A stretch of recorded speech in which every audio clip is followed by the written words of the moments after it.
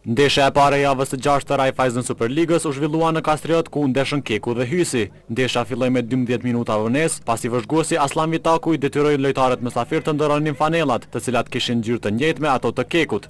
Fillimin e lojës e diktoi skuadra e Muharrem Sahitit, e cila kishte përqindje më të madhe të posedimit të topit, por nuk arriti të krijonte raste të mira.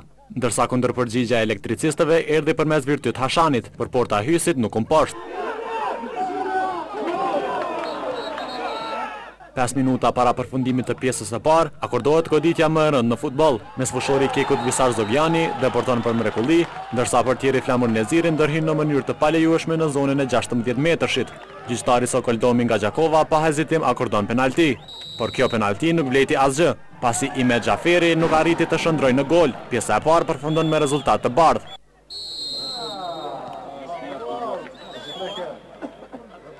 Në pjesën e dytë, lojtarët e Hysit regjistruan 2-3 raste të mrekullueshme. Kapiteni Enis Zabërgja pason për Osmanin, i cili nga 3 metra nuk arrin të fut topin në port. Më pas prek topin me dorë dhe ky rast i shkëlqyer shkon huq. Ky rast i pa konkretizuar ju hakmor skuadrës mysafire, pasi sulmuesi më i miri i Kekut Berat Grabovci shënoi në portën e Hysit për t'ia dhuruar edhe 3 pikë të reja skuadrës së udhëhequr nga Bylbyl Sokoli. Ky është goli i 5 për Grabovcin në 6 xhirot e para të Raiffeisen Superligës. Rezultati përfundimtar Keku Hysi 1-0.